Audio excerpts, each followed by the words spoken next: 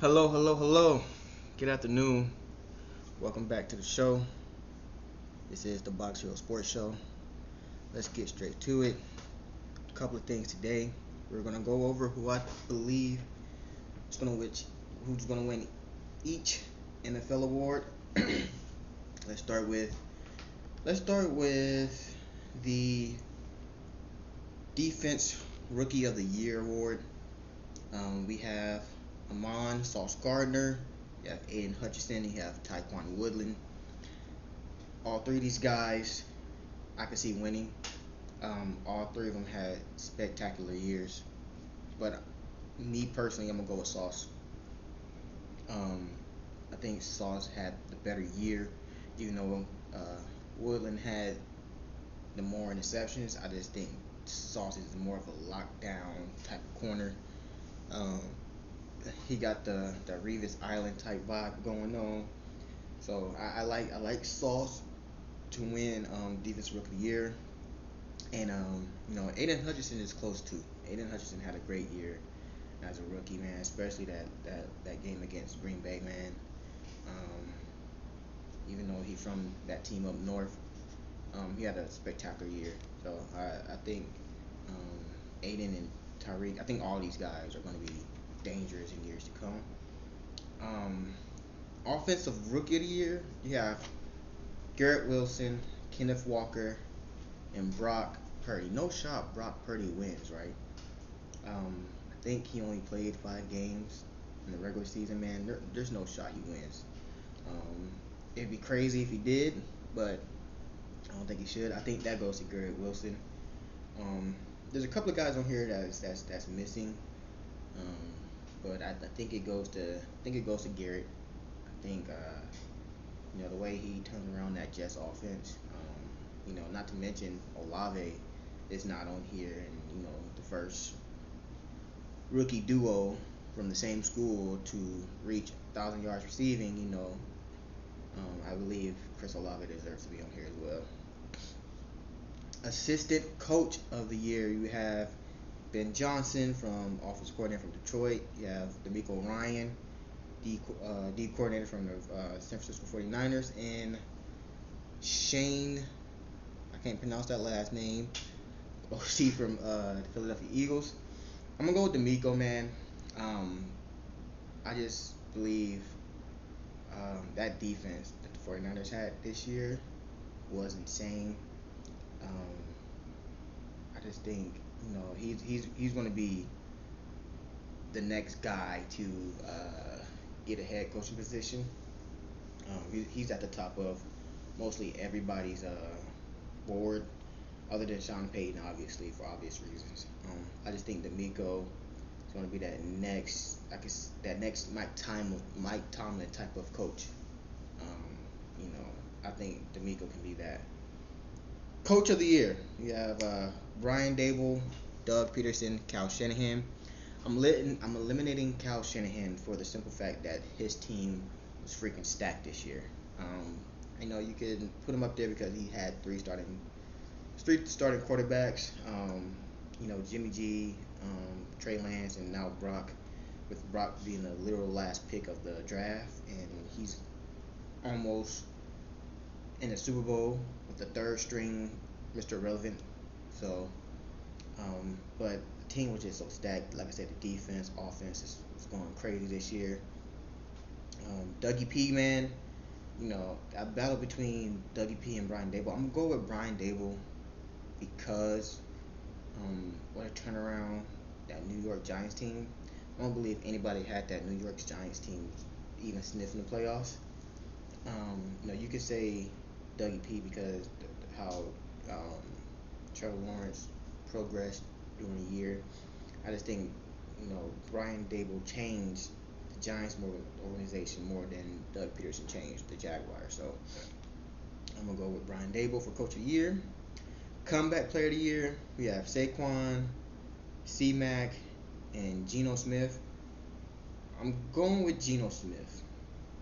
Um, no, literally everybody that I know, beginning of the season, thought Seattle was tanking and they were going to get one of these quarterbacks, and Geno Smith said, no, I'm not doing that.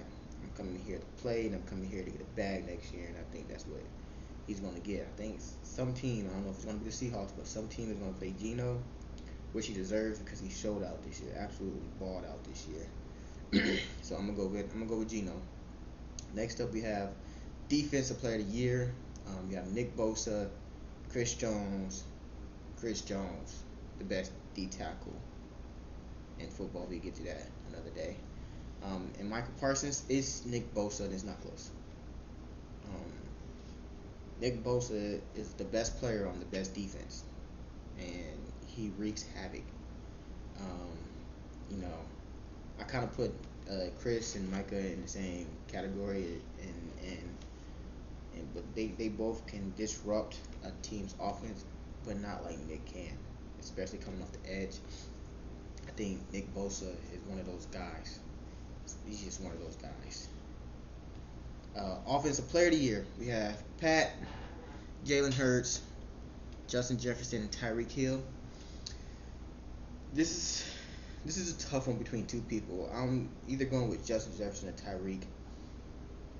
Justin Jefferson, I think, is the best receiver in the league, but I'm gonna go with Tyreek Hill. I think Tyreek is more dynamic. I think he's more explosive, and he's doing it with. He did it with Teddy, with Thompson, and he did it with Tua, and he still had an amazing year. We all thought that he would do better, but not as good without Pat. Going from Pat to Tua, I'm pretty sure everybody thought that he would still be Tyreek. Um, but not having Patrick Mahomes would have been a slight mishap. But he showed that it doesn't matter who's throwing in the ball. When he get it, he's going. So I got Tyreek for Offensive Player of the Year, and it's time for MVP. I'm gonna rank these MVPs from 5 to who I think is going to eventually win. Number 5, I'm going Josh Allen.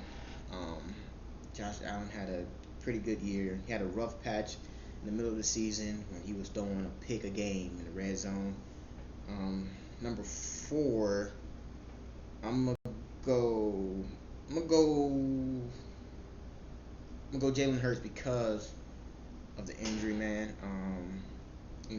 His value to the team is really, really important. We saw that when he got hurt, when Gardner had to step in. But I think him getting hurt his chances of winning MVP. It's kind of like a Hayden Hooker situation when Hayden Hooker was damn near going to win the Heisman until he got hurt. I don't think Jalen Hurts would have won the MVP, but I think he would have been right below the eventual winner. Number 2, I'm going Justin Jefferson. You take JJ off that team, man. I don't know where the Vikings. I don't think the Vikings make the playoffs. He's that good for that team. He's that important to that team. The year that he had, man. Like I said, I think he's the best receiver in the game right now.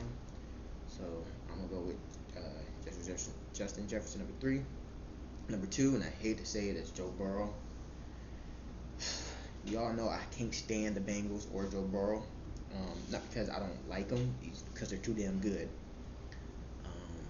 So I'm gonna go number 2, Joe Burrow. That's all I need to say. Because we all know who's the MVP. And that's Patrick Mahomes, the best quarterback in the NFL, the best player in the NFL, and he's gonna show why he's all of those things this Sunday at 6:30. So stay tuned for that. But those are my award winners. Let's get to this mock draft. We got mock drafts coming out right now. You have Daniel Jeremiah from NFL Network, Bucky, and you got Mel and Todd McShay. Here's my mock draft. My mock draft 1.0. Some of these names I cannot pronounce, so forgive me in advance. But number 1, and I'm not doing any trades. I'm just going by team needs, best available, who I think should fit, where I think people would fit. There won't be any trades, so it's just straightforward. Um, Number one is Will Anderson. I think Will Anderson is the best player in the draft. I think Chicago needs to bolster that defense badly. As badly as they need offense, you can't, you can't do nothing if you don't have a defense. I think Will Anderson is that generational player that can take a team by himself too far and beyond. Number two, I'm going Bryce Young to the Texans. Um, you know, I think that's a good spot for him. I'm thinking that's where D'Amico Ryan goes, and so I like that pairing. I like that pairing. I like that D'Amico Ryan. Um, I like that D'Amico Ryan, Bryce Young pairing. I think D'Amico can, coach him up, coach him up pretty good, pretty good. Number three, I'm going Jalen Carter. Um, who I think is the second best player in this draft behind Will Anderson. You can have an argument for number one. I think the Cardinals get Jalen Carter here.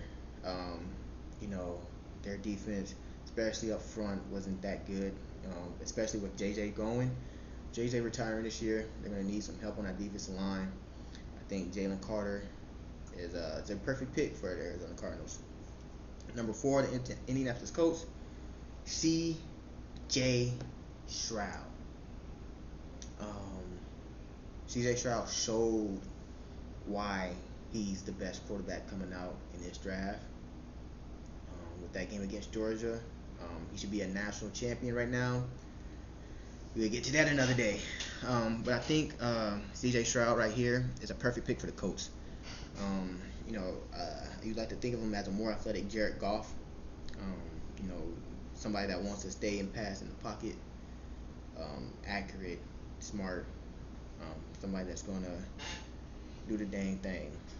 Um, at number five, we have the Seattle Seahawks, and I got them taking Peter Skronsky.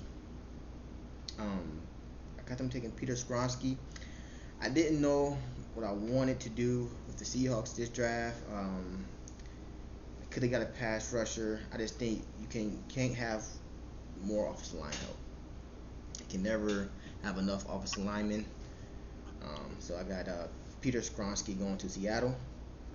And number six, who I think will be the star, the steal, the most underrated, the pretty much surprise of the draft, Lucas Van Ness, edge from Iowa, man. You watch this guy, he is explosive. He's mean, he's angry, he's strong, he's dominating. I think this guy, man, he's gonna wreck some offensive line in the NFL, and I think the Detroit Lions, they need help on defense, and you pair him with Aiden Hutchinson, kind of a 1-2 punch, man. That's scary. That is very scary. So I think that's a very good steal for Detroit Lions. Number seven, we have Will Levis. I'm on the outs with Will Levis. Um, he's a prototypical quarterback. Um, Strong arm. You know how this goes, man. There's always that guy that shoot up draft boards. It's always that guy who's going to make that surprise entry. It's like I have nothing towards him. From me watching him this year, he didn't stand out to me. There's far better guys to me that stood out. Two that won't probably be drafted in the first 3 rounds. And Hayden Hooker and Stetson Bennett, which is a crime. Stetson Bennett is not on most of these mock drafts or on these high draft boards, man. We'll get to that later. So I think Will Levis is a good spot for Oakland, man. I think Oakland needs that that new blood, that young guy that can come in and you can teach him. You got the new owners. I mean, not new owners. You got your new coach, and so I think Josh McDaniels can mold Will Levis into something he wants to be. That's assuming that they don't get Tom Brady or another quarterback. Number 8, I like this pick, man. Myles Murphy to the Falcons. Myles Murphy, man, he's one of those guys. He's one of those guys as well. Strong off the line, energetic, motor. I think he's going to make some noise. I think I like this pick because it reminds me of the Vic Beasley pick. But I think coming out, Myles Murphy is better than Vic Beasley, so hopefully it pans out for the Falcons better than the Vic Beasley pick did. Number 8, we are going to go with Anthony Richardson to the Carolina Panthers. I'm not sold on Anthony Richardson either. I'm not a big Anthony Richardson guy. I didn't see enough consistency out of him in Florida. I believe he has the strongest arm in this year's draft, but I don't see him as a top guy. But he's very raw. He's going to be a project. I don't think he starts this year. If you bring back Sam Darnold, one of those situations, like a Kenny Pickett situation, have Sam Darnold start, then have Anthony Richardson come in like the 5th or 6th game of the year and take over. I got Richardson going 9 to the Panthers, and to round out the top 10, I have from the Ohio State University, Jackson Smith and Jigba. I can't remember where I heard this from, but it stuck with me. Can you imagine Smith and Jigba in the slot next to Devontae Smith and A.J. Brown? That's scary for all parties. That will put the Eagles' offense from here to there, I believe. You pair Jackson Smith with those guys, man, it's gonna open up so many lanes, and you can't guard just you're gonna have to put one-on-one coverage on one of them, and you can't double all three. So I think that's a good pickup for the Eagles. So I like that. I like that pick. We're gonna have 11 through 20 tomorrow. But those are my top 10 picks for this upcoming NFL draft. Thank you again for tuning in, and I'll catch you later.